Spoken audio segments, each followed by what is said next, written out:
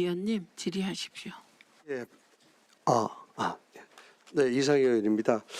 조금 전에 우리 존경하는 박충근 의원님 질의하셨는데 그 질의 내용 가운데서 JTBC 관련 동계올림픽 그래서 보편적 시청권에서 우리 김 위원장님 말씀하셨는데 제가 강요 드리는 거 아니고요. 보편적 시청권이라는 것은 전 국민이 다 볼 수 있는 그런 어떤 체제나 그런 환경이 조성이 됐다 이렇게 보시는 것이 아니고 언론적 관점에서 보편적 시청권이라는 것은 정보와 격차를 얼마 정도 노력을 했느냐 해소를 시키기 위해서 이런 관점으로 보셔야 됩니다.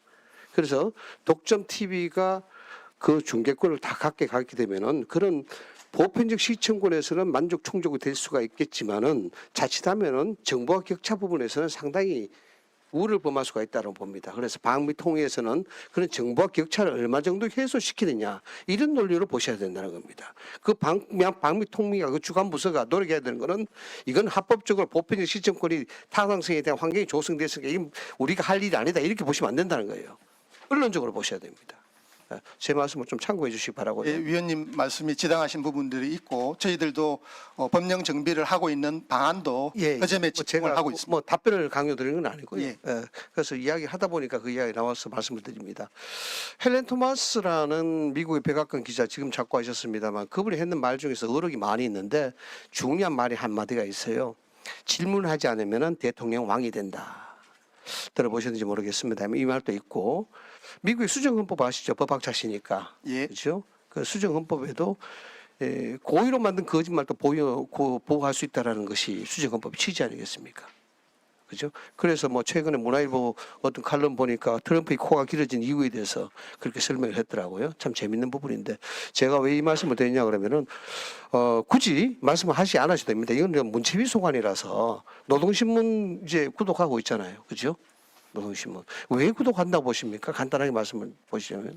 언론적 관점에서 이야기를 제가 묻는 겁니다. 예, 국민의 알 권리를 보장하기 위한 차원이 알 권리겠죠, 그죠? 예.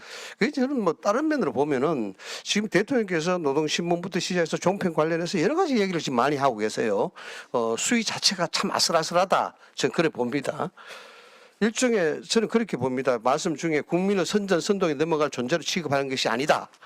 북한의 실상을 정확하게 알려서 저러면 안 되겠다라는 생각을 계기가 되는데 왜 막느냐 이런 부분입니다. 이게 한편으로 따져보면은 대한민국에 대한 체제에 대한 자신감이 아닌가 이렇게 생각이 되는데 어떻습니까? 예, 그런 면도 반영되어 있다라고 생각을 하고 있습니다. 그렇죠, 그렇죠. 예. 대한민국 체제가 뭐겠습니까? 자유민주적 기본 질서의 기반 체제죠. 체제죠. 예. 그럼 종편은 자유민주주의 체제의 민주적 자신감으로 비판하면 안 되는 거 아닙니까? 종편 비판 부분과 관련돼서는 왜 유튜브라고 종편의 책임감을 강조하신 게 아닐까 생각하고 있습니다. 책임감? 예. 그래서 이게 이야기가 배치되는 거예요. 그죠? 저쪽에는 체제의 자신감을 이야기했다지만 지금 이야기하는 민주주의 자신감이 없다 그러면은 안 되는 거죠. 이 얘기가 이게 꼭 그렇게 상치하는 게 아니고 아시다시피 위원님께서도 아시다시피 표현의 자유와 사회 질서가 조화를 이루어야 되기 때문에 조화로 예. 위치 국가 아시죠? 칠링 임팩트. 예. 이건 법적인 용어도 되지만 언론에서도 많이 씁니다. 법이나 규제를 통해서 표현의 자유가 위축될 우려가 있다. 굉장히 경계해야 되죠. 여당의 추천으로 많은 사람들이 방미통일에 들어가기도 하고 방미심의에도 들어가기도 합니다. 그 자체가 굉장히 중요한 거죠. 그죠? 그런데 대통령이 이렇게 이야기해버리면은 자, 민주적 체제에 대한 자신감 자체가 없다는 걸로 봐야 됩니다.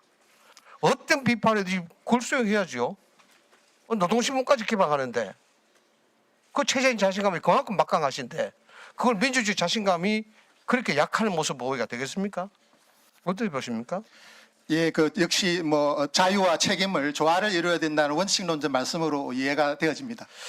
그 헌법 3조에 보면은 그 대한민국 영토에 대해서 규정해 놨죠. 예. 한반도 그 도서로 한다. 예. 그러면 노동신문은 한국의 언론입니까? 예, 복합적인 문제가 있는데 그건 꼭 한국의 언론이냐 아니냐의 문제가 아니고 제가 일반적으로 공개된 정보에 대한 참고로 말씀을 드리면은 위원장님 이 구독료를 낸다고 되어 있습니다. 어디서 얼마나 내는지 모르겠습니다만 그 구독료를 또 어떻게 들어가는지도 잘 모르겠어요.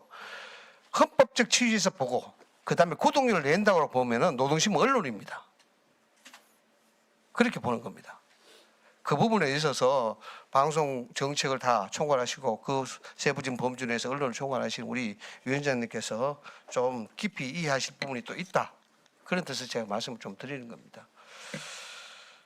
1월 20일에도 대통령이 그런 말씀하셨어요.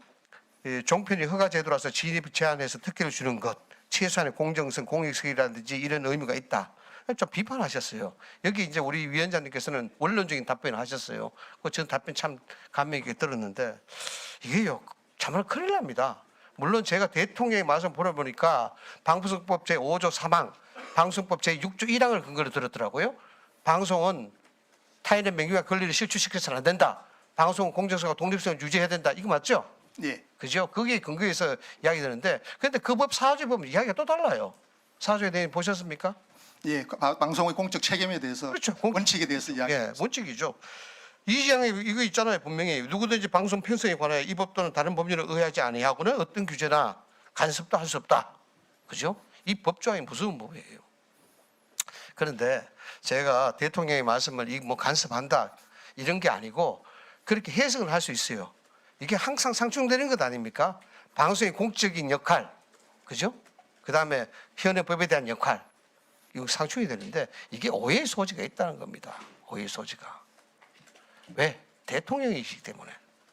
이거는 부처에서 충분히 검토할 수도 있는 그런 부분인데 이게 지금 대통령이 국무회의 중에서 계속해서 이런 얘기 해버리면은 아까 말씀드린 칠림포 임팩트가 나오는 거예요. 위치격과. 정부의 간섭이 될 수밖에 없는 거죠. 그렇지 않겠습니까? 아니 뭐 원론적인 말씀을 하신 것이고 그건 헌법적으로 당연한 원칙에 해당하는 것이기 때문에 그 자체가 위축 효과가 바로 발생한다고 보기에는 힘든 것 같습니다. 그래서 지금 위축 효과가 발생한다고 저한테 이야기를 많이 해요. 아니 위축 효과가 당연히 발생하죠. 그에 대한 갑적인 위치가 정부에 있는 것이고 인허가권이 정부에 있는 것인데. 예, 방송의 경우에는 그 방송의 내용에 대해서 공적 책임을 다한 경우에는 위원님께서 말씀하신 것처럼 자유를 누릴 수 있기 때문에 자칫하면은 표현의 자유 자칫. 그 방통위원장님은 대한민국 이재명 정부의 방통위원장이시죠? 네, 그렇습니다. 노동신문이 대한민국 언론입니까? 그거를 왜 명확히 답 안 하십니까? 아닙니다. 아, 예, 그 부분에 대해서는 다양한 주장들이 있을 수 있다라는 점을 아니요. 말씀드린 것입니다. 아니 위원장님 의견을 말씀해 보세요. 노동신문이 대한민국 언론입니까? 아닙니다. 예, 이런 거 명확히 밝혀주십시오. 왜냐? 만약에 여러 주장이 있을 수 있다 그러면 방통위가 노동신문을 대한민국 언론이라고 인정하기도 한데라는 가짜 뉴스가 돌까 봐 제가 명확히 하는 것입니다. 예, 위원장님 말씀 주의하도록 하겠습니다. 네. 노정면 의원님 질의하십시오. 예? 왜 지금 뭐라고 하셨습니까? 못 들었어요. 예, 노동신문은 의원님, 노동신문은 대한민국 언론 아닙니다. 아니 근데 아닙니다. 예, 그럼 명확히 하겠습니다. 노정면 의원님 질의하십시오. 네, 제가 지금